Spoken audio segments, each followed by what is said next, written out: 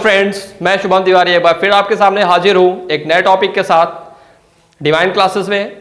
पिछले last video में हमने डिस्कस किया था पैकिंग एफिशिएंसी ऑफ बीसीसी।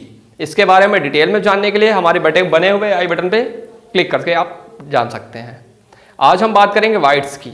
देखिए बेसिकली आज हम बात करेंगे वाइट्स की और उसके दोनों टाइप की, ऑक्टाहेड्रल और टेट्राहेड्रल। तो पहले जानते हैं वाइट्स होती क्या है। देखिए वाइट्स का मीन्स होता है रिक्तियां, यानी रिक्तियों का मतलब होता है खाली जगह। अच्छा, अब ये आती कहां से है? सॉलिड में, क्योंकि सॉलिड तो पूरा सॉलिड होता है, उसके मॉलिक्यूल्स के बीच में कोई गैप नहीं होता। लेकिन सच में क्या होता है एक्चुअली, अगर हम जानने की कोशिश करें, समझने की कोशिश करें, फॉर एग्जाम्पल कि हमने क्या किया, दो बॉक्सेस लिए, क्लियर, और दो बॉक्सेस में हमने बॉल फिल करने की कोशिश की। क्या फिल करने की कोशिश की? बॉल। अच्छा, बॉल क्यों फिल कर रहे हैं? क्योंकि जो मॉलिक्यूल्स होते हैं, क्या होते हैं मॉलिक्यूल्स, वो किस टाइप के होते हैं? सर्कल, गोल होते हैं। तो इसलिए हम मॉलिक्यूल्स की जगह बॉल फिल करके आपको दिखाने की कोशिश कर रहे हैं। चलिए सपोज अगर हम बॉल ऐसे ऐसे फिल कर रहे हैं, ये एक डिब्बा है और इस डिब्बे के बीच में हमने क्या किया है? बॉल फिल की है। इधर दूसरे डिब्बे में हम दूसरे टाइप से बॉल फिल करने की कोशिश कर रहे हैं। हम यहाँ पे कैसे कोशिश कर रहे हैं कि ये हमने बॉल की। अच्छा, पहले आप पहले डिब्बे पे देखिए हमने क्या किया है। पहले बॉक्स में हमने एक चीज़ कोशिश ये की है कि जो हमारी बॉल है वो ठीक एक के ऊपर एक है। कैसी है? एक के ऊपर एक है। इस बॉल के ठीक पीछे भी बॉल लगी हुई है, इस बॉल के ठीक पीछे बॉल लगी हुई है, इस बॉल के भी ठीक पीछे बॉल लगी हुई है। इधर हम क्या करने की कोशिश कर रहे हैं कि इन बॉल्स के ऊपर इस टाइप से बॉल रखने की कोशिश की जा रही है। क्लियर? इस टाइप से। अच्छा, आप एक चीज़ समझने की कोशिश करिए। आप बॉल चाहे जैसे फिल करिए, आपको कुछ स्पेस दिख रहे होंगे, सपोज लाइक डेट, ये या ये। चलिए अगर हम इसको बाहर निकाल के बनाने की कोशिश करें तो ये कुछ इस टाइप का स्पेस आपको दिख रहा है। अगर हम ये बनाने की कोशिश करें तो आप देख सकते हो ये कुछ इस टाइप का स्पेस दिख रहा है। क्लियर? एक स्पेस इस टाइप का हैगा, एक स्पेस इस टाइप का हैगा। लेकिन हमारा मतलब था सिर्फ वाइट से, यानी इन मॉलिक्यूल्स को जब हम सॉलिड फॉर्म कर रहे थे, तो जब हम मॉलिक्यूल को फिट कर रहे थे तो मॉलिक्यूल्स के बीच में एक एम्प्टी स्पेस था, एक एम्प्टी स्पेस था, जिसे क्या कहते हैं? वाइड्स कहते हैं। अच्छा, ये मॉलिक्यूल्स के बीच में रहता ही है। क्लियर? तो अब हम बात करेंगे इसके दो टाइप्स की। देखिए वाइड्स क्या होती है बेसिकली, फिर से हम आपको बता दें। वाइड्स का सीधा सा मतलब ये होता है कि जब आप किसी सॉलिड को फॉर्म कर रहे होते हैं तो उसके मॉलिक्यूल्स के बीच में जो स्पेस होता है वो क्या कहलाता है? वाइड्स कहलाता है। चलो इसके दोनों टाइप देख लेते हैं हम। इसके दो टाइप होते हैं, एक टाइप होता है ऑक्टाहेड्रल और एक होता है टेट्राहेड्रल। देखिए टाइप्स ऑफ वाइड्स, नंबर एक होता है आपका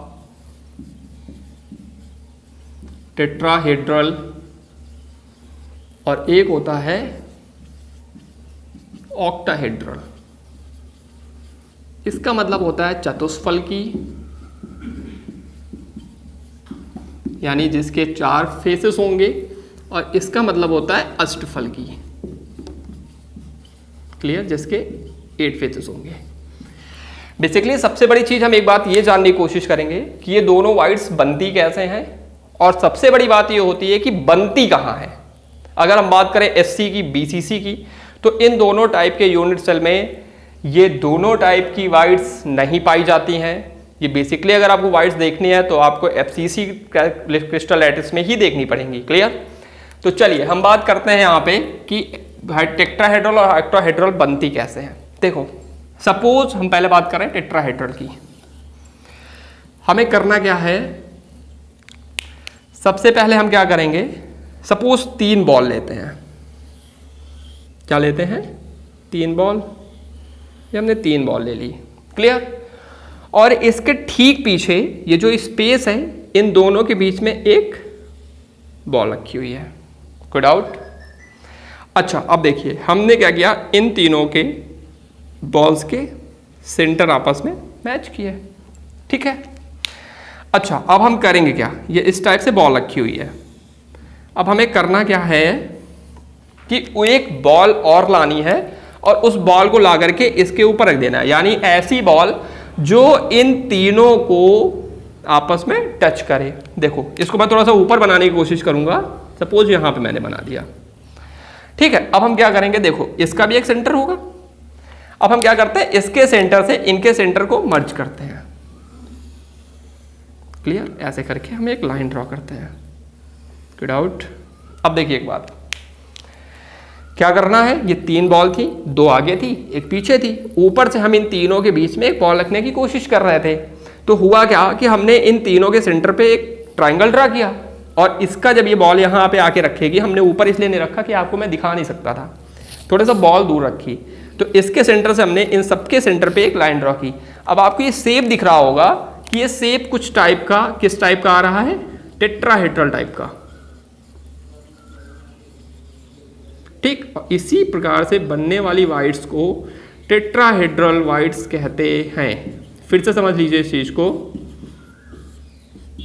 कि जब हमने क्या किया कि इन्हीं 3 बॉल के ऊपर एक बॉल को रखा, तो उनके बीच जो बनी वाइड्स उसे क्या कहते हैं, टेट्राहेड्रल वाइड्स।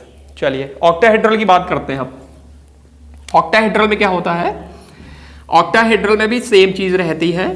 हमने कोई मॉलिक्यूल ऐसा रखा, क्लियर, ये बॉल रखी और ये बॉल रखी, ठीक है। फिर हमने क्या किया, इनके सेंटर को आपस में मिलाया।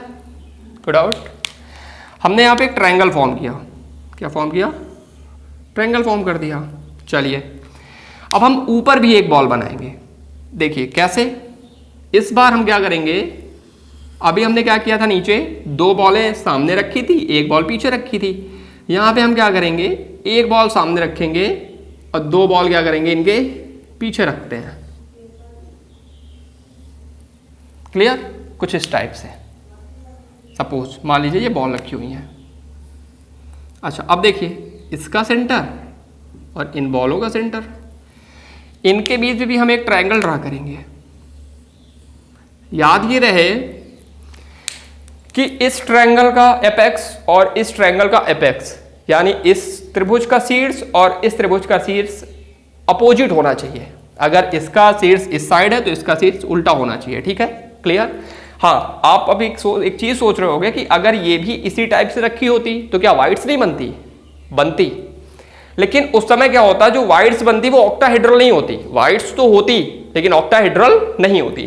तो हमें ऑक्टाहेड्रल पढ़ना है, तो हमें करना क्या है कि हमने नीचे क्या किया, 2 बॉल सामने रखी, एक पीछे रखी। यहाँ पे क्या किया, एक सामने रखी, 2 पीछे रखी। क्लियर। दोनों के एपेक्स यानी दोनों के ट्रायंगल के शीर्षक, यानी दोनों त्रिभुजों के शीर्षक, दोनों के एपेक्स जस्ट अपोजिट होने चाहिए। इसके बाद हम क्या करेंगे, फिर से अब ये बॉल ऐसे शिफ्ट करेंगे, तो जो इसका